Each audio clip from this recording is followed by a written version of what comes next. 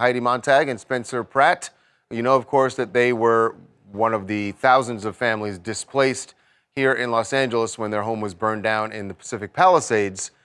They are doing something about it, and they have now taken what could be, filed what could be a landmark lawsuit. It's going to be the first of many. Filing a lawsuit against the City of LA and specifically City of LA's Department of Water and Power, blaming them for negligence that led to the destruction of their home. It all has to do with water, right. And the lack thereof that they believe, I suppose, could have saved their home.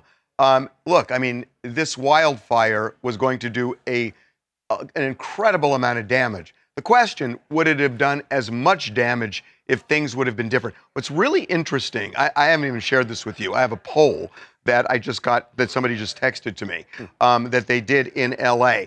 And it's unbelievable. I mean, so the majority of people are really upset with the response. They're really, really upset with the response. I didn't know how it was going to land, but there has been a groundswell over this. And I think that's what makes this lawsuit so interesting is that if, depending on how this one goes, there are, let's say Heidi and Spencer win this, or they get a settlement from the city, they don't go to trial and they end up getting a settlement.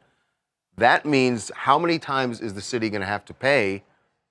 Because you know that all the other victims will be lining up to do the same exact thing. That's true, but the suits are going to come long before this thing resolves itself. Right. This is what we were saying, that even if you are one of the fortunate people that your home was not touched by this, there's no way this disaster isn't going to affect you. Right. Hi, my name is Angelica from Chicago, and I completely agree. These LA wildfires have been completely devastating.